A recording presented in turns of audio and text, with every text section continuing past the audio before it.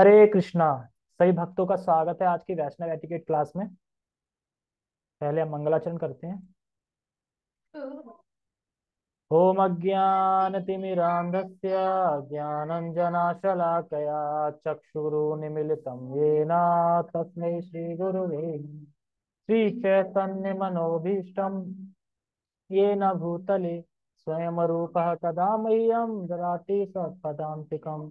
वन्देऽहं श्रीगुरु श्रीयुतापदकमलं श्रीगुरून् वैष्णवांश्च श्रीरूपं साग्रजातं सहगण रघुनाथान्वितं तं सजीवं साद्वैतं सावधूतं परिजनसहितं कृष्ण चैतन्य देवं श्रीराधा कृष्ण पादान् सहगण ललिता श्री विशाखान्त विशांच। हे कृष्ण करुणा सिंधु दीनबंधु जगतपते गोपेश गोपिका कांता राधा कांता नमस्ते। तप्त कांचन गौरांगी राधे वृंदावनेश्वरी वृषभानुसुते देवी प्रणमामि हरिप्रिये। वाञ्छाकल्पतरुभ्यश्च कृपा सिन्धुभ्यैव च पतितानां पावनेभ्यो वैष्णवेभ्यो नमो नमः। जय श्री कृष्ण चैतन्य प्रभु नित्यानंद श्री अद्वैत गदाधर श्रीवासादि गौर भक्तवृंद। हरे कृष्णा कृष्णा कृष्णा हरे हरे हरे राम राम राम हरे हरे। रामाय रामभद्राय रामचंद्राय वेदसे रघुनाथाय नाथाय सीताय पते नमः। नमो विष्णुपादाय कृष्णपृष्ठाय भूतले श्रीमते भक्तिवेदांता स्वामिनि इति नामिने। नमस्ते सारस्वते देवे गौरवाणी प्रचारिणे निर्विशेष शून्यवादी पश्चात देशतारिणे। हरे कृष्णा। ओके, सभी का स्वागत है आज की वैष्णव एटिकेट क्लास में। तो हम शुरू करते हैं। ठीक है, सबको दिखाई दे रहा है? दिखाई दे रहा है ठीक से? मैं अटक गया हूँ? इतना लेट आ रहा है। ओके ठीक है। तो कल हमने पढ़ा था पति के क्या कर्तव्य हैं। ठीक है, कल नहीं, सॉरी, पिछले हफ्ते। और आज हम सुनेंगे पत्नी के क्या कर्तव्य हैं। एक पत्नी को पति के लिए क्या क्या करना चाहिए, कैसे रहना चाहिए, क्या उनके कर्तव्य होते हैं, प्रथम कर्तव्य जो करने चाहिए। ठीक है, तो सबसे पहले तो आ रहा है पत्नी का स्थान क्या है। पत्नी का स्थान क्या है पति के लिए? तो पत्नी का जो स्थान है वो बताया जाता है कि अर्धांगिनी कहा जाता है। अर्धांगिनी यानी आधा अंग। तो जो भी एक्टिविटी पति करता है, स्पिरिचुअल या मटेरियल, उसका आधा भाग पत्नी को जाता है। अगर पत्नी धर्म का जो भी रास्ता है या धर्म का जो भी चीज है उसमें अगर वो सहयोग देती है तो। अगर पत्नी धर्म का साथ नहीं देती है, धर्म में साथ नहीं देती है और अपनी मनमर्जी करती है, तो फिर पति अगर कुछ अच्छा काम करता है फिर उसके उसमें भाग में नहीं जाता। ठीक है, कब जाता है? जब वो सहयोग करती है, चलती है उस हिसाब से। तो अभी इसमें आएगा तो सुन लेना खुद ही।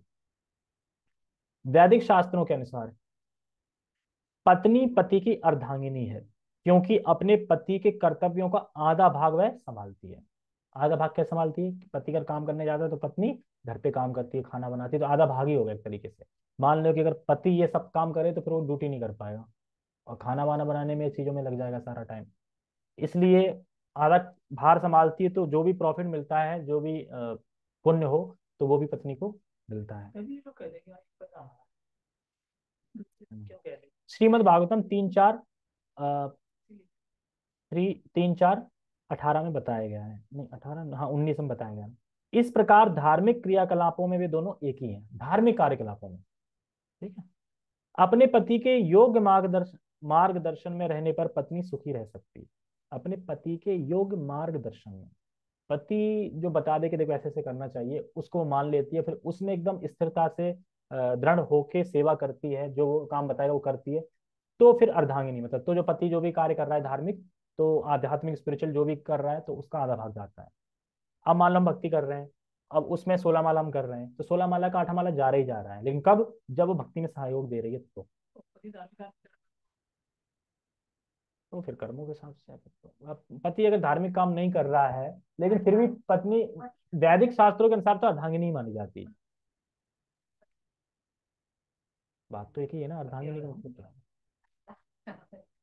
पत्नी कैसे? नहीं, पत्नी वर्ड है ना, फीमेल वर्ड है ना, फीमेल मतलब सेवा। देखो स्त्री किसी न किसी की सेवा तो करेगी करेगी। जो जॉब करती है वो बॉस की सेवा, और जो घर पे रहती है वो पति की सेवा। ठीक है, तो सेवा मतलब सेवा ही उनका वो है, मतलब सेवा ही करती है वो। और लक्ष्मी जी नहीं देखी, नारायण की नहीं सेवा करती रहती, पैर दबाती रहती। तो अपने पति के योग मार्गदर्शन में रहने पर पत्नी सुखी रह सकती है, श्रील प्रभुपाद का वचन। पत्नी भी पति की रक्षा करती है, ऐसा नहीं है, पत्नी भी कभी कभी मूवमेंट पति की रक्षा करती है, जैसे सत्यभामा ने की थी कृष्ण की। कैसे? देखो, सभी आश्रमों में गृहस्थ आश्रम सुरक्षित है। क्यों? पत्नी साथ रहती है ना, वो रक्षा करती है। बाकी आश्रमों में पत्नी नहीं है ना साथ। पत्नी अपने पति को नरक की दिशा में होने वाले पतन से बचाती है। अधिक जानकारी के लिए देखें श्रीमद् भागवतम, नोट कर लो क्या क्या देखना है। 3.14.20 ये पढ़ेंगे तो इसमें आ जाएगा ये कि किस तरीके से नरक की दिशा में बचाने वाली होती है पत्नी। आपातकालीन परिस्थिति में वह पति को अच्छी सलाह देती है। आपातकालीन स्थिति मतलब होती है कि जैसे अचानक कहीं पैसे की रिक्वायरमेंट आ गई, या अचानक कोई फैसला नहीं ले पा रहे हैं जल्दबाजी में, तो पत्नी बताती है ऐसा ऐसा करना चाहिए। लेकिन जो सही पत्नी होगी वही तो बता पाएगी, नहीं तो फिर होगी वैसी तो कहाँ से बता पाएगी फिर तो। पति की निष्ठा पूर्वक सेवा करना, ये ध्यान से सुना जाना चाहिए। पति की निष्ठा पूर्वक सेवा करना।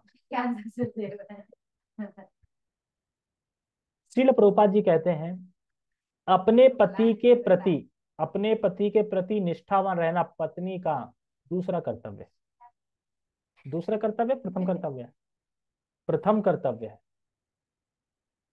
अब प्रथम कर्तव्य है। भीष्म पितामह महाभारत में कहते हैं क्या? नहीं आ रहा सुनने तो नहीं आ रहा, हम तो सबके लिए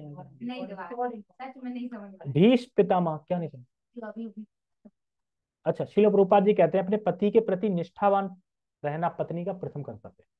यानी पति के प्रति निष्ठावान, निष्ठा मतलब जो पति बोल रहा है वो अच्छे से करना, उस काम को, पति को खुश रखना, कहने का मतलब ये है।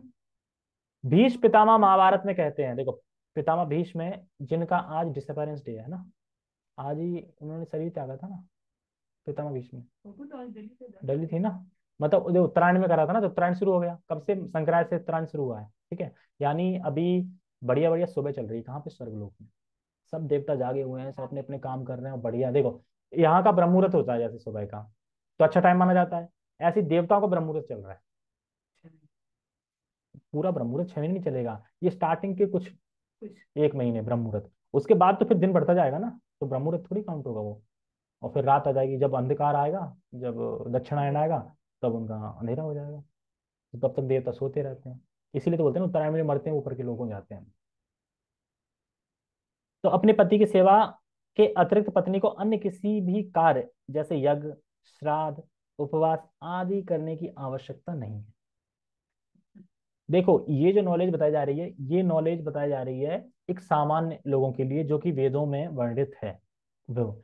अब इसको तुम भक्ति पे काउंट नहीं कर सकते, लेकिन अच्छा उपवास नहीं करना तो एकादशी नहीं करना ना, मतलब बस पति की सेवा कर ले फिर एकादशी करके क्या करेंगे, ये वो काउंट नहीं हो रहा। मतलब जो नॉर्मल मतलब नॉलेज क्या है एक तरीके से दुनिया के लिए, मतलब कहना वैष्णव एटिकेट क्या है, तो ये एटिकेट रखना चाहिए, मतलब ठीक है।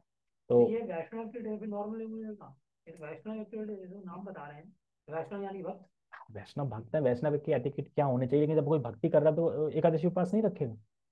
ये नहीं करे, नहीं रखेगा, पर ये एक्चुअली तो वैष्णव के लिए ही बताया जा रहा है ना, वैष्णव के स्टार्टिंग में नहीं सुना? वैदिक वैदिक स्रोतों में बताया गया, स्टार्टिंग में क्या लाइन थी? वैदिक शास्त्रों के अनुसार, वैदिक शास्त्रों के अनुसार बता रहे हैं पति अग्नि होती है, ऐसे ऐसे करना चाहिए, सब चलना चाहिए इस तरीके से। अगर मान लो वैष्णव होंगे तो क्या पति की सेवा करना ही होगा ना एकादशी रखना, क्योंकि पति की इच्छा क्या होगी कि तुम एकादशी का पालन करो, नहीं होगी? और फिर तुम एकादशी करोगी तो यानी किसकी सेवा कर रही हो फिर? पति की कर रही हो, क्योंकि पति का कहना तो यही है ना। कौन सा पति होगा नहीं एकादशी मत करो, अन्न खाओ उस दिन? बोलेगा कोई? बोलेगा ही नहीं, तो ये पति की बात ही तो मान रही हो ना, तो वो भी सेवा हो गई। उपवास आदि करना आवश्यकता नहीं है। इस प्रकार दोनों ही स्वर्ग को प्राप्त होते हैं। देखो स्वर्ग का आ गया ना नाम, स्वर्ग मतलब ही वैसे लोगों की बात चल रही है, सामान्य स्वर्ग प्राप्त होते हैं। यद्यपि भक्त स्वर्ग की कामना नहीं करते, फिर भी इस तत्व का पालन करना अनिवार्य है। मतलब भक्त लोग तो स्वर्ग की कामना नहीं करते, स्वर्ग चाहिए, लेकिन फिर भी यद्यपि बताया जा रहा है शास्त्रों में है, तो फिर अनिवार्य है, पालन करना अनिवार्य है। उसे अपने पति के प्रति विश्वस्त होना चाहिए, विश्वस्त मतलब विश्वसनीय होना चाहिए। शांत स्वभाव तथा सेवक की भावना उसे शोभा देती है। यानी शांत होना चाहिए, स्वभाव अच्छा होना चाहिए, सेवक की भावना होनी चाहिए कि जो पति बोले तुरंत तैयार, एकदम पति ने बोला कि आज मुझे ये खाना है, तुरंत तैयार बना के, सेवा के लिए तत्पर रहना चाहिए एकदम। ऐसे नहीं है मैं नहीं बना रही, मेरे पैर में दर्द हो रहा है, तुम ही बना लो खुद। वो रखा है, अब पति आया रात को 10 बजे ड्यूटी से, वहीं रखा है फ्रिज में, सारा कुछ निकाल लो, खुद खा लो। तो फिर पति अगर 16 माला कर भी रहा होगा तो फिर वो 8 माला नहीं जाएंगे। अगर पत्नी खड़े हो रही है, खाना पीना दे रही है सही से, तो जाएगा। ये आगे बोलेंगे प्रभुपाद जी अभी। श्रीमद् भागवतम में लिखा है सारा। उसे पति के प्रति समर्पित होना चाहिए तथा उनसे मीठे वार्तालाप करने चाहिए। ये नहीं कि जैसी ड्यूटी से कोई आया तुरंत इसने ये कर दिया, उसने वो कर दिया, खाना भी ढंग से नहीं खाने, मीठे वचन होने चाहिए। तो क्या? दोनों जने पति पत्नी भक्ति में हैं, हाँ। तो तब भी जाएगी पति की आगे? कैसे? हाँ हाँ कैसे? बिल्कुल, क्यों नहीं जाएगी, सेवा कर रही है उसमें यार क्या पति तो मतलब, कैसे ही प्रधान है। बर्बाद है। हाँ। बर्बाद क्यों हो जाएगा, तुम्हें क्या लगता है 8 भाग चले गए तो कोई 8 ही रहेंगे उसके पास? उसके पास भी 16 ही है, फिर भी 8 चली गई। यही तो स्पिरिचुअल है, उसमें जितना है उतना रहता ही और बढ़ता है। ठीक है। अब मान लो कि तुम सेवा कर रहे हो, सुबह जगह सब तैयार करके दे रहे हो, तभी तो माला कर पा रहा है ना सही तरीके से। मान लो कि खाना ना बनाओ, तुम खाना बनाना पड़े, तो 16 माला हो जाएंगी फिर सुबह जल्दी? नहीं हो पाएंगी ना। तो वही है ना, तो इसीलिए अर्धांगिनी मतलब, क्योंकि वो आधा काम वो कर रही है कि ठीक है आप माला कर लो, मैं ये काम कर देती हूँ, तो दोनों ने ही हेल्प करी ना। तो इसलिए 8 माला जाती है, इसलिए 8 माला उसके काउंट हो जाती है। समर्पित होना चाहिए तथा उनसे मीठे वार्तालाप करना चाहिए, तो ये बहुत जरूरी है। मतलब कि जब पति आए घर पे तो उसे बड़ा मीठे वचन बोलना चाहिए, तो उसे अच्छा लगता है। क्योंकि बाहर के बॉस की खड़पड़ खटपिट, ऊपर से जाम मिलना, ट्रैफिक मिलना, ये सब में मूड खराब रहता है। और तो फिर अच्छे बोल बोलेंगे तो अच्छा लगता है ना। इसीलिए लिख रहे हैं, श्रीमद् भागवतम में भी है ये, 4th कैंटो में 28 श्लोक, 15 नंबर, 28 अध्याय, श्लोक नंबर 15, नहीं 28 नहीं, 29 श्लोक। चाणक्य पंडित कहते हैं, क्या कहते हैं, जिनकी माता तथा संतुष्टि प्रदान करने वाली पत्नी ना हो तो उसे घर का त्याग करके वन में चले जाना चाहिए। क्या क्या बता रहे हैं देखो, जिनकी माता तथा संतुष्टि प्रदान करने वाली पत्नी ना हो तो उसे घर का त्याग करके वन में चले जाना चाहिए। उचित एवं परिपक्व भावना से इस बात को स्वीकार करें। माता है नहीं और संतुष्टि प्रदान करने वाली पत्नी भी नहीं है, तो फिर कहाँ घर का त्याग करके कहाँ चले जाना चाहिए? क्योंकि फिर ये समझ लेना चाहिए कि अब मेरी कोई जरूरत नहीं है। फाइनली अब ये बोला जा रहा है कि अब आप जाओ। जैसे कि चाणक्य पंडित कहते हैं कि 3 चीजों में हमें संतुष्ट रहना चाहिए और 3 चीजों में कभी संतुष्ट नहीं रहना चाहिए। 3 चीजें हैं जिनमें हमें संतुष्ट रहना चाहिए और 3 चीजें ऐसी हैं जिनमें हमें कभी संतुष्ट नहीं रहना चाहिए। दान देने में कभी संतुष्ट नहीं रहना चाहिए। अब दे तो दिया, अब क्या करेंगे दान दे, कभी दान देने में कभी संतुष्ट नहीं रहना चाहिए, पहला। दूसरा है कि अपना माला, आध्यात्मिक भागवतम श्रवण, इनमें कभी संतुष्ट नहीं रहना चाहिए। क्या पढ़ तो लिया पूरा, एक बार गीता तो पढ़ ली, अब तो मैंने दूसरे को दे दी, तो मैंने तो पढ़ ली थी ना एक बार, अब दूसरे को दे दी मैंने, नहीं। तुम 50 बार भी पढ़ोगे तब भी नहीं गीता समझ पाओगे, मतलब पूरी तरीके से। तो क्या, सही बात है। तो संतुष्ट नहीं रहना चाहिए। अब ये नहीं कि 2 बार गीता पढ़ लिया संतुष्ट हो गया अब गीता नहीं पढ़ेंगे। हम चाहें तो पूरी जिंदगी गीता रिपीट रिपीट कर सकते हैं, इसी में खत्म हो जाए फिर से 1 नंबर श्लोक से स्टार्ट करेंगे। ठीक है। और तीसरा है, किसमें संतुष्ट नहीं रहने, एक मैंने क्या बताया, दान। दान, दूसरा अपना जप, और तीसरा गीता। नहीं गीता तो बता दी ना, गीता और शास्त्र तो उसी में आ गया ना। तीसरा है, हाँ पेट फाड़ लो प्रसाद खाने में संतुष्ट नहीं रहना चाहिए।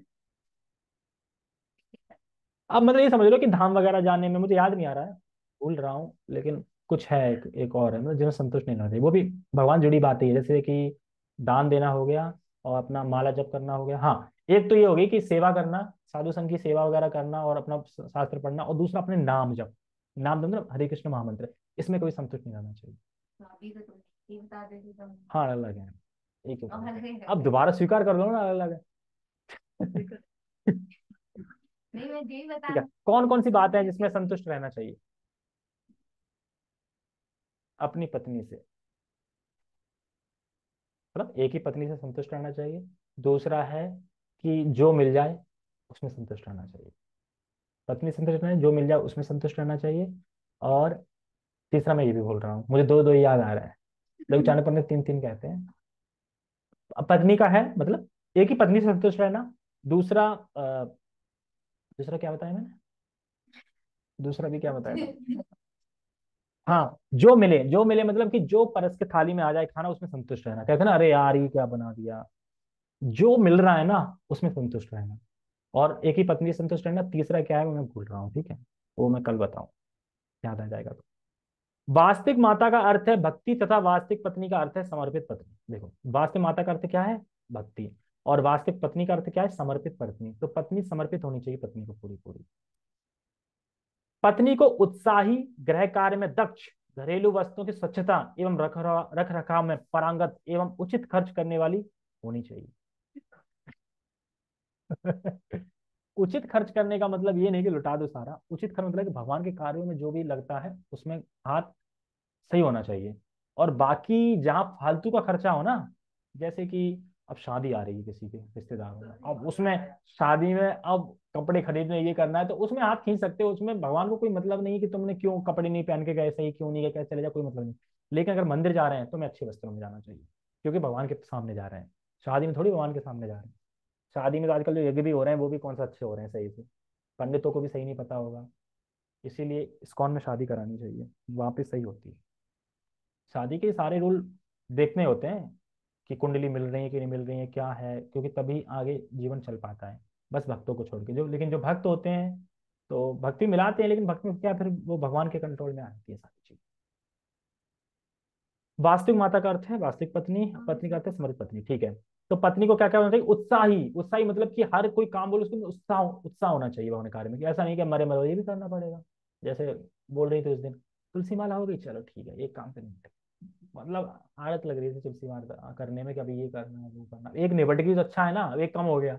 अब ये भी हो जाता। तो सेवा में काउंट नहीं कर रही है, कर रहे हैं उसमें। अब ये भी काम करना। ये है। तो बात जैसे कि है ना कि हम बाहर से आए, पर सुनसारती हो गई, हाँ ठीक है अब बस ये करनी, ये भी नहीं बैठ जाएगी, फिर बैठ जाओ, ऐसा ही होंगी। ठीक है। तो उत्साही होना चाहिए कार्य करने में। और गृह कार्य में दक्ष होना चाहिए। गृह कार्य मतलब जो भी गृह कार्य है, मतलब घर के कार्य हैं जो उनमें दक्ष मतलब निपुणता होनी चाहिए सब कुछ बनाने में। इतने परफेक्ट परफेक्ट व्यंजन बनाने आने चाहिए कि भगवान को एक के बाद एक के बाद एक खिलाते जाए, और फिर भी खत्म ना हो। सीखना चाहिए। अगर नहीं आ रहा है तो बुक खरीद लो इस्कॉन की, उसमें देखो कैसे रेसिपी बनती, नहीं तो फिर यूट्यूब पे है रेसिपी, सुनो अरे यार खाओ बनाओ। भगवान शुरू करो। है पैसा जरूर तो भाई, मैं सबके लिए तभी बोल रहा हूँ ना, मैं क्या भगवान एक के लिए शुरू थोड़ी बोल रहा हूँ, सबके लिए बोल करो। रहा हूँ। ठीक है, आगे पढ़ते हैं। ये फिर ये एटीट्यूड ठीक नहीं है ना कि पहले उनसे बनवाओ तब मैं बनाऊंगी। तुम्हें बनाना है ना बनाना है अपने देखो ना, बाकी कोई बना रहा है कि नहीं बना रहा है उससे क्या मतलब। फिर बाकी घर को करूंगी तभी तो दूसरे देखेंगे। ये कोई मतलब नहीं है। शिक्षा लेंगे तो शिक्षा लेंगे क्या मतलब, शिक्षा क्या, शिक्षा तो सीधा प्रभुपाद जी दे रहे हैं ना सीधा, तो वहां से शिक्षा लो, सीधा शिक्षा तो मिल रही है। ये अच्छा कौन में शिक्षा आना है? तुम दे अरे हम तुमसे शिक्षा, तो अच्छी। हम शिक्षा दे तो ग्रहण करो ना, फिर ये क्यों कह रही कि तुम करो पहले तब मैं करूंगी। मैं मतलब क्या, मैं बनाने वाला हूँ, तुम स्त्री हो, तुम्हारे यहाँ पे अभी बात चल रही है पत्नियों के क्या कर्तव्य है, तो पत्नी की बात चल रही है, पत्नी तुम हो ना, मैं थोड़ी हूँ। हाँ तो तुम करो। कैसे की बात आई देवी, एक दिन को भी खर्च करना चाहिए हाँ भगवान हम की तो सेवा करते में। हैं भैया, जितना हमारा है हम तो करते हैं, तुम क्यों नहीं करते हो बताओ, तो पहले तुम करो तो हम सीखेंगे, तो करोगे। नहीं वहां पे नहीं, वहां पे तो हाथ दाव लेना चाहिए। वो तो फिर तो करेगा कहाँ, तो अब एक बात बताओ, 40,000 की लॉटरी लगी तुम्हारी, और उसमें तुम 500 खर्च कर रही हो, तो ये भी कम ही है ना। 40,000 का 10% कितना होता है। 4,000 का, हाँ, 4,000। तो 4,000 खर्च करने चाहिए। लॉटरी लगी ना एक तरीके से। लॉटरी तो मान लो तुम ये सोच के चलो कि कृष्ण ने बचवा दिया मेरा बस। अरे नहीं है तो फिर नहीं जा रहा है तो तुम कृष्ण के चरणों में रख दो, फिर कृष्ण के चरणों में रख दो, कृष्ण अभी ये तुम्हारा ही है, लो अब जा ही रहा था तो तुम्हारा ही है सब तो हमें कुछ, तो मैं नहीं तुम्हारी है तो ये भी तुम्हारी है। होगा। बता देंगे। ठीक है। अपनी इंद्रियों को नियंत्रित तथा अत्यंत धीरता पूर्वक सेवा करनी चाहिए। देखो, अपनी इंद्रियों को नियंत्रित मतलब है कि अपनी इंद्रियों को रोकना चाहिए फालतू की चीजों में, और अत्यंत धीरता पूर्वक सेवा करनी चाहिए।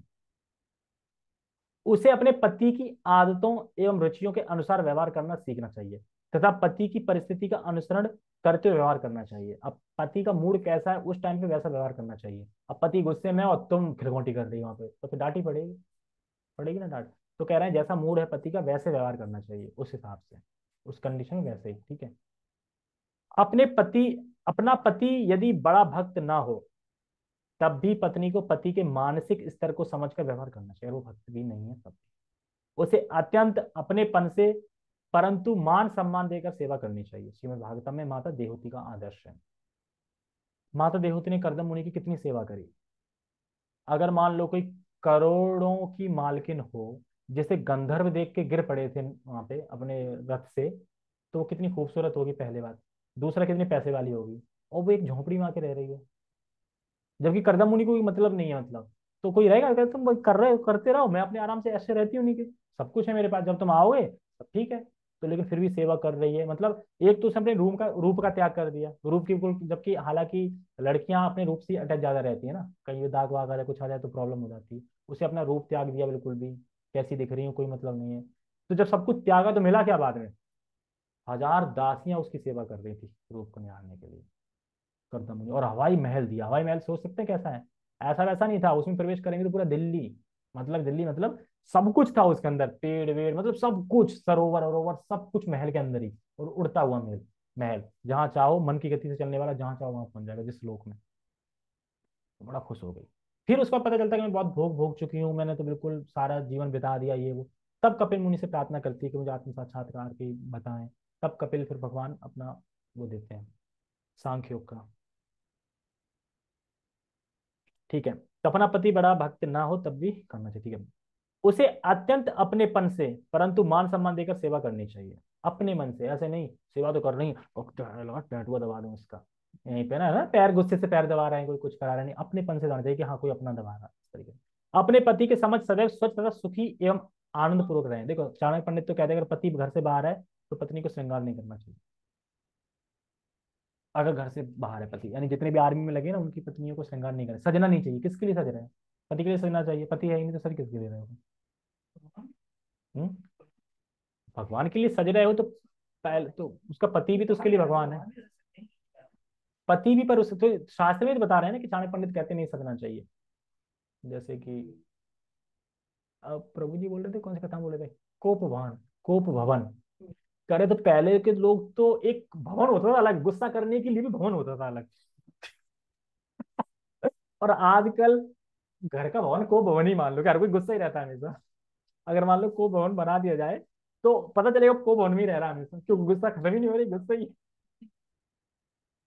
तो बताओ पहले के घर कैसे होते हैं, मतलब को भवन है गुस्सा करने के लिए।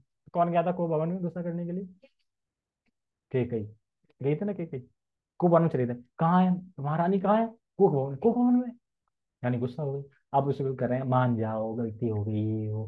तुम्हें पता याद है ना, तुमने मुझे 2 वर दिए थे, मुझे चाहिए 2 वर चाहिए। अरे लो, तो तब से गुस्सा क्यों थी, मांगो ना क्या 2 वर चाहिए। तो 2 वर में क्या मांगते हो, दो ही 2 वर थे एक ना। में राजा का सिंहासन। कह रहा है मुझे मेरे पुत्र भरत का राज सिंहासन तिलक होना चाहिए। कह रहा है बहुत बढ़िया, ये वर तो तुमने ना खराब कर दिया, ये कोई मांगने वाली चीज थी, ये तो मैं वैसे ही कर देता। वर वर में तुमने खर्च कर दिया, मतलब दशरथ महाराज कहते हैं ये तो आपने खत्म कर दिया वर एक तरीके से। आप 2 वर एक मांगती, फायदा। कह रहे ये तुम्हारा फायदा है, तुम मुझे तो वैसे ही बोल देती, मैं वैसे ही कर देता, उसमें क्या अच्छा है, भरत रखेगा। ठीक है, और राम को वनवास, ठीक है उसका बाद लक्ष्मण जी चाहिए। किसने बोला, दशरथ ने बोला, अभी मैं उसका सर काट के दे देता हूँ। लेकिन राम कहते हैं ठहर जाओ, इतना नहीं। कह रहे देखो या तो मुझे अपने साथ ले चलो या फिर मुझे दशरथ का वध करने दो, एक काम करने दो। और ऐसे ही पूरे वहां की क्या बोलते हैं, अयोध्या, अयोध्या की जो पूरी जनता थी ना वो भी वही बोल रही। वो भी क्या बोल रही, या तो हमें अपने साथ चलने दो, नहीं तो हम उस दशरथ को नहीं छोड़ेंगे। मतलब सब लोग सोचते कि दशरथ का करा करा है सारा। मतलब दशरथ ने ऐसा वर दिया क्यों, मुकर जाता, मुकर सकते थे ना, लेकिन क्षत्रिय राजा थे नहीं मुकर सकते। जैसे कि राम ही मुकर सकते थे, मैं नहीं जा रहा, लेकिन नहीं मुकर सकते, पिता ने जो बोला है वो करना है। केकई ने जब ये मांगा कि मतलब भरत का राज्यभिषेक हो, तो बोलते ठीक है ओके, लेकिन राम राजा ने ये मैं ये नहीं दे रहा, मेरा मन नहीं है। तो क्या कर ली थी केकई, कुछ नहीं कर पाती ना। फिर हाँ, तो फिर इसलिए, क्योंकि ये सारा कुछ तो भगवान की लीला थी ना, उन्हें जाना था बाहर, तभी तो सीता का हरण होगा, तभी तो रावण मारा जाएगा। नहीं तो रावण को वैसे मार, लेकिन इससे क्या है, शिक्षा मिलती है हमें। चाहते तो भगवान राम को वैसे ही मार सकते थे, वो सॉरी, भगवान राम रावण को वैसे ही मार सकते थे, ठीक है। लेकिन शिक्षा देने के लिए, जैसे कि लक्ष्मण की शिक्षा से क्या सीख रहे हैं, लक्ष्मण कैसे भाई बने। इतना आरोप लगा, यहाँ तक कि सीता को पैर से ऊपर तक नहीं देखा, फिर भी आरोप लगा तुम्हारी मुझ पे नजर थी, मैं जानती थी तुम इसी दिन का इंतजार कर रहे थे, इसीलिए तुम अपने भाई को बचाने के लिए नहीं जा रहे। अब सीता से इतनी सुनी, अब गए, राम कह रहे तुम मतलब कितने मूर्ख हो, मैंने तुम्हें एक काम सौंपा कि सीता की रखवाली करना, तुम यहाँ पे आ गए। यानी वो वहां सुना रहे हैं। तो सोचो लक्ष्मण ने कितना वो टॉलरेंस होगा। सीता से सुनी और फिर राम भी सुना रहे हैं, बताओ, और फिर भी सेवा में लगे हुए हैं। और जब वो जाती हैं, जब उनके कंगन वंगन नुपुर पर सब उतार के फेंक देती नीचे, तो हनुमान से लक्ष्मण से पूछते हैं ये सीता के हैं क्या, मतलब ये। तो वो कह रहा है मैंने तो देखा ही नहीं कभी, हाँ नुपुर को पहचान रहा है ये सीता की, क्योंकि मैंने पैर से ऊपर देखा ही नहीं। और उस पे ऐसा लांछन लगाया गया। अब भरत देखो, भरत का तो कोई वो ही नहीं था, वो वैसे ही बुरे बन गए। तो ये इन सबसे हम शिक्षा मिलती है, मतलब रामायण में बहुत सारी शिक्षाएं हैं। एक एक मान लो कि एक छोटे से स्टोरी के लिए भी घंटों घंटों बोल सकते हो आप, इतनी सारी शिक्षाएं। हनुमान पे शिक्षाएं, बाली पे शिक्षाएं, सुग्रीव पे, सब पे शिक्षाएं शिक्षाएं जो हम ले सकते हैं, ठीक है। तो हमें यहाँ पे देखना है कि हमें अपने पति के समझ सदैव स्वच्छ और तथा सुखी एवं आनंद पूर्वक रहना चाहिए, हंस के, ऐसा नहीं मुंह फुला के। मुंह फुला के भी रहते हैं कुछ लोग, मुंह फुला के नहीं रहना चाहिए, खुशी से रहना चाहिए। अब इसमें आ रही पति की आध्यात्मिक प्रगति में पत्नी का हिस्सा होता है। पति का आध्यात्मिक प्रगति मतलब जो भी स्पिरिचुअल प्रगति कर रहा है उसमें पत्नी का भी आधा हिस्सा होता है। कौन सी पत्नी का होता है ये इसमें बताया जाएगा। सिद्धार्थ प्रभु सुन रहे, रेखा नहीं सुन रही। पत्नी को पति की विश्वसनीय सेविका होनी चाहिए। पत्नी को पति की विश्वसनीय सेविका होनी चाहिए, तथा पति यदि आध्यात्मिक रूप से प्रगति करेगा तो पत्नी भी आध्यात्मिक जगत में जाने की पात्र होगी। यानी अगर पत्नी सिर्फ पति की सेवा कर रही है, कुछ नहीं कर रही, सिर्फ सेवा कर रही है, और अगर पति आध्यात्मिक जगत में जाएगा तो पत्नी भी जाएगी समझ, सिर्फ सेवा करने से। श्रीमद् भागवतम में अन्य उदाहरण है, सौबरी मुनि की पत्नी तथा महाराज पृथु की पत्नी अर्ची इत्यादि। देखो सौबरी मुनि की जो पत्नी थी, महाराज पृथु की पत्नी थी, ये सब नहीं थी। पत्नी पति पर अवलंबित होती है। यदि पति वैष्णव होगा तो भक्ति में पत्नी को उसका आधा हिस्सा मिलेगा, मिलता है, क्योंकि वह पति की सेवा करती है, तो पत्नी को सेवा मिल रहा है ना आधा हिस्सा। देवहूति द्वारा कर्दम मुनि की गई सेवा सबके लिए आर्षद है, मतलब आदर्श है। देखो सिर्फ देवहूति ने क्या किया, कर्दम मुनि की सेवा करी, सेवा ही तो करी, फल में क्या मिला, भौतिक ऐश्वर्य पूरा मिल गया, खूब भौतिक भोग भोग लिया, और उसके बाद भगवान भी कपिल पुत्र मिले, और उनसे शिक्षा भी मिली, और फिर धाम चली गई। तो मिला कि नहीं मिला, सेवा करने से तो मिला खाली, क्योंकि कर्दम कर्दम मुनि छोड़ गए थे कपिल देव को। तो पति के पुण्य कर्म का आधा भाग पत्नी को मिलता है। बस ये बात बांध लो, अब 16 माला छोड़ो, अब बस पति की सेवा करने में लग जाओ। पति 16 करेगा, हमें 8 है, पति जाएगा आधा लोग तो हम भी जाएंगे, है ना। अच्छा भैया नहीं सुन रहे थे, आज नहीं कहते अब तू 16 माला नहीं करेगी, अब तू सिर्फ मेरी सेवा करेगी। जैसे ही मैं नहाऊं तुरंत एक आसन सज जाना चाहिए मेरे माला करने के लिए, है ना। जैसे ही मैं घर आऊं भोग हुआ खाना मिलना चाहिए, सब चीजें मिलनी चाहिए। पति के पुण्य कर्म का आधा भाग पत्नी को मिलता है, कहने मतलब ये पुण्य कर्म जो भी कर रहा है, अब आ गया ना, पाप का नहीं मिलता, पाप वो खुद का भोगता है। वो सुना नहीं है रत्नाकर डाकू का, तुम ये पाप करते किस लिए करते हो, अपनी फैमिली के लिए, पूछ के आओ कोई हिस्सेदार बनेगा, नहीं बन रहा है इस वक्त यार। हाँ, तो इसीलिए कह रहे हैं कि पुण्य कर्म जो भी पति करेगा उसका आधा भाग जाएगा, लेकिन कोई पाप कर्म करेगा उसका आधा भाग नहीं जाएगा, क्योंकि पत्नी को उससे मतलब नहीं। पत्नी को सिर्फ देखो, अगर कोई कत्ल करके या फिर चोरी डकाव करके पैसा ला रहा है, दे रहा है, तो उससे मतलब थोड़ी पत्नी पत्नी, क्योंकि पति का नहीं, फर्ज है। भक्ति की कह रहा है, भक्ति को मिलेगा। भक्ति साथ देगी तभी तो मिलेगी। हाँ हाँ, भक्ति में साथ और देगी नहीं तुम, देगी तो आगे लाइन पढ़ो ना, आगे बताओ। परंतु पत्नी, परंतु पति पत्नी के आधे पापों का भागी होता है, परंतु पति पत्नी के आधे पापों का भागी होता है, तो उल्टा है। नहीं। अगर पत्नी कुछ पाप कर रही है तो उसका भागीदार पति होता है आधा, लेकिन स्पिरिचुअल चीज में सिर्फ पत्नी भागीदारी होती है। और पति कोई पाप कर रहा है तो उसमें पत्नी भागीदारी नहीं होगी, लेकिन पत्नी कोई पाप कर रही है तो उसका आधा भागी पति होगा। तो परंतु पति पत्नी के आधे पापों का भागी होता है, अतः पति अपनी पत्नी को आध्यात्मिक विषयों पर शिक्षा दे, इसीलिए पति अपने पत्नी को हमेशा आध्यात्मिक शिक्षा पे दे कि ताकि वो पाप कभी कर ही ना पाए, कि वो पाप करेगी तो आधा लग जाएगा, इस तरीके से। और यदि पत्नी आज्ञाकारी नहीं हो तो वह अपना पाप स्वयं भोगती है। जैसे कि पत्नी अगर आज्ञाकारी नहीं है फिर पत्नी पाप कर रही है तो पति नहीं भोगेगा, लेकिन पत्नी आज्ञाकारी है फिर पाप कर रही है तो आधा भोग। इधर आगे गाड़ी है, तो आप क्यों करेगी? हाँ तो वही है ना, हैं? आज्ञाकारी है मतलब कि सब चीज कर रही है, सारी आज्ञा कर रही है, फिर भी पाप कर रही है तो आना जाएगा। इसीलिए तो बोल तो रहना है। अब शायद कोई कर दे, कोई है थोड़ी। लेकिन यहाँ ये भी तो कह रहे हैं देखो कि पत्नी को, इसलिए पति को क्या चाहिए, अपनी पत्नी को आध्यात्मिक विषय पे शिक्षा दे। ये शिक्षा तो उधर वालों के लिए सही है, भैया भाभी के लिए है ना। तो मैंने सुना है। ओके, और क्या है, हाँ थोड़ा और है। पतिव्रता स्त्री द्वारा प्राप्त अलौकिक सामर्थ्य, क्या है इसमें देखो। पतिव्रत स्त्री का एक बहुत बड़ा अस्त्र है, पतिव्रत स्त्री का एक बहुत बड़ा अस्त्र है, पतिव्रत स्त्री का एक बहुत बड़ा अस्त्र है। 3 प्रकार की पतिव्रता स्त्रियां होती हैं, पवित्र पतिव्रता और साध्वी तथा सती सती। ठीक है, ये सती कौन सी थी, नहीं जो पांडु की पत्नी थी, माधवी, माधवी थी, क्या नाम था, माधवी, माधवी नाम था ना।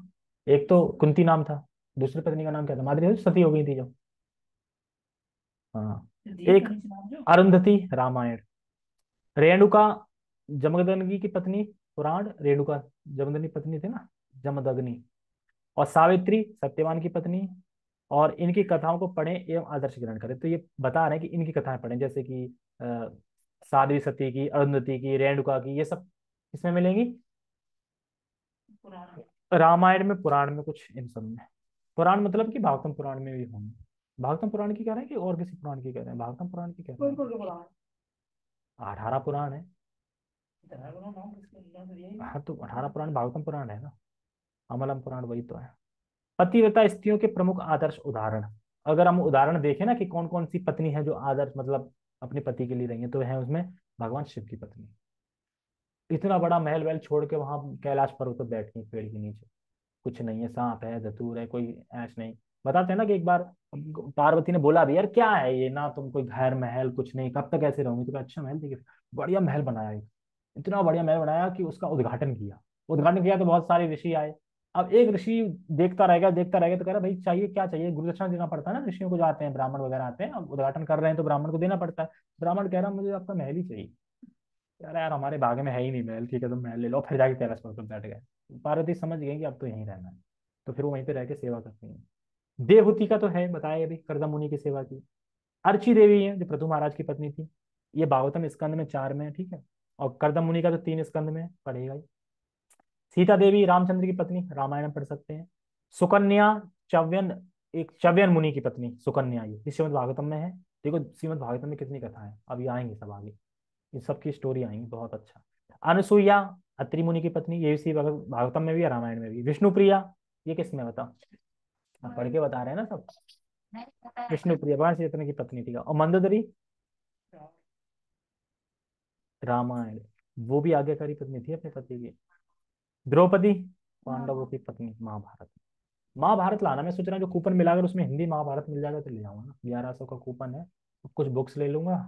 और बुक स्टॉल लिखा, बुक स्टॉल में तो कपड़े भी मिलते हैं, कपड़े मिल जाएंगे वहाँ उससे कूपन से, पता कर लूंगा। कपड़े होंगे तो एक कपड़े ले लेंगे, और बुक स्टॉल से महाभारत कंडेंस लेना है, मुझे हिंदी पढ़ना है पूरा। गृहस्थ आश्रम में एसएससी होने की कुंजी हम पढ़ेंगे अगले हफ्ते।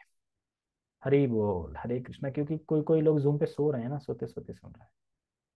जगत गुरु शिला प्रभुपाद की जय, निताई निताई गौर प्रेमानंदे, हरे कृष्णा।